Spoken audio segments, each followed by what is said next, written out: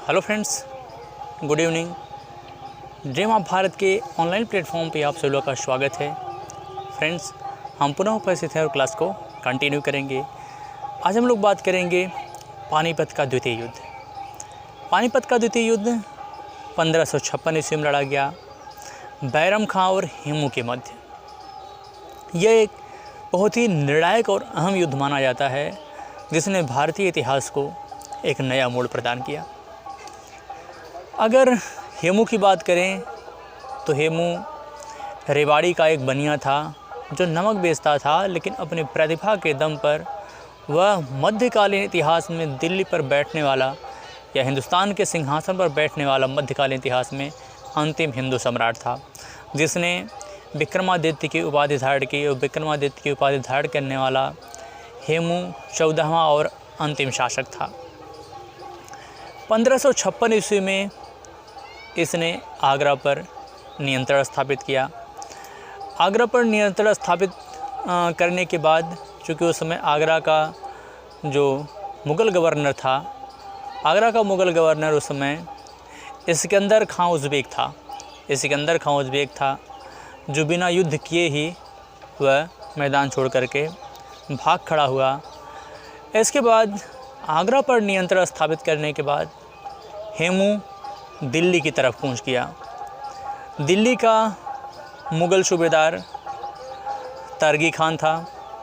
हालांकि तरगी खान ने संघर्ष किया, लेकिन वह भी पराजित हुआ।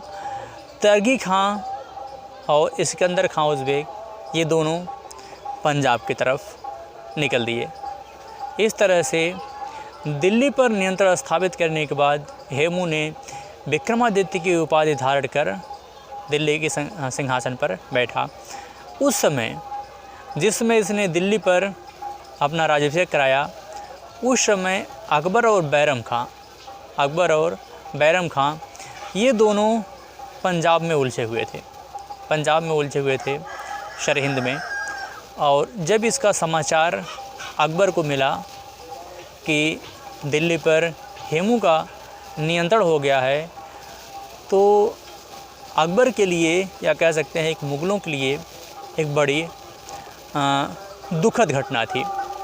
हालांकि उस समय अगर हम हेमू की बात करें तो हेमू उस समय एक बहुत बड़ा योद्धा माना जाता था, जिसने 24 युद्धों में भाग लिया था और 22 युद्धों का वह विजेता था।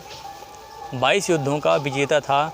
ज़बरदस्त नेतृत्व करने की उसमें क्षमता थी। तो मुग़ल दरबार में जो सूबेदार वगैरह थे, एक गुट ने अकबर को यह सलाह दिया कि अकबर को काबुल चले जाना चाहिए। लेकिन बाद में अकबर और बैरम खां इसने निर्णय किया कि दिल्ली पर पुनः नियंत्रण स्थापित करना चाहिए। दिल्ली पर नियंत्रण स्थापित करने के लिए उसने सिकंदर सूर को रोकने के लिए खिज़्र खां के नेतृत्व में एक सेना वहीं पर नियुक्त किया, और दोनों वहां से सरहिंद से पानीपत के मैदान में पहुँचे। तो फाइनली यहीं पर उन तीनों भगोड़ों से भी इनकी मुलाकात हुई, जो इस्कंदर खां उज़्बेक, तरगी खान और अली कुली ये तीनों भगोड़े, यहीं पर इनसे मुलाकात हुई। और कहा जाता है कि तरगी खां की हत्या एक गुप्त तरीके से बैरम खां ने तरगी खां की हत्या कर दी। हालांकि इस हत्या के पीछे अलग अलग इतिहासकार अपना अलग अलग तर्क देते हैं। कुछ लोग यह कहते हैं कि चूँकि कहीं न कहीं आंतरिक मतभेद या वैचारिक मतभेद की वजह से, या फिर यूँ कह सकते हैं कि तरगी खान के मध्य इसका कुछ विवाद था, इस वजह से इसने क्या किया कि तरगी खान की हत्या कर दी। जबकि अगर आप देखेंगे तो फरिश्ता के लेखक तारीख़ फरिश्ता में लिखते हैं कि उन्होंने जो है इसलिए हत्या की उसकी, तरगी खान की, ताकि यह जो मुग़ल अधिकारी इस पक्ष में थे कि अकबर को काबुल चले जाना चाहिए, ताकि उनका जो है मुंह बंद किया जा सके, और साथ ही साथ जो मुग़ल अधिकारियों में एक निरस्ता आ गई थी, उनको पुनः मोटिवेट करने के लिए ऐसा किया गया, पुनः उनमें आत्मविश्वास लाने के लिए ऐसा किया गया। इतिहासकार डॉक्टर आर.पी. त्रिपाठी लिखते हैं कि पानीपत के द्वितीय युद्ध में अकबर का विजय बैरम खां का पराजय महज एक दुर्भाग्य था, जबकि अकबर की विजय एक दैवीय संयोग था। अकबर की विजय एक दैवीय संयोग था।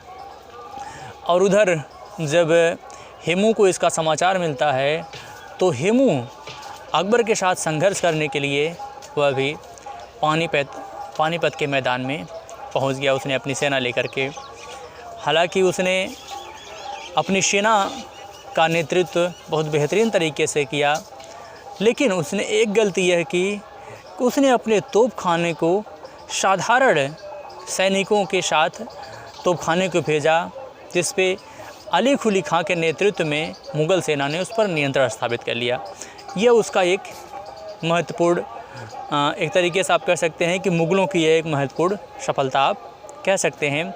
लेकिन फिर भी जो है हेमू पानीपत के मैदान में वीरतापूर्वक लड़ा, लेकिन दुर्भाग्य से एक तीर, मुग़लों की एक तीर हेमू की आँख में जा लगी और हेमू घायल होकर के वह गिर गया।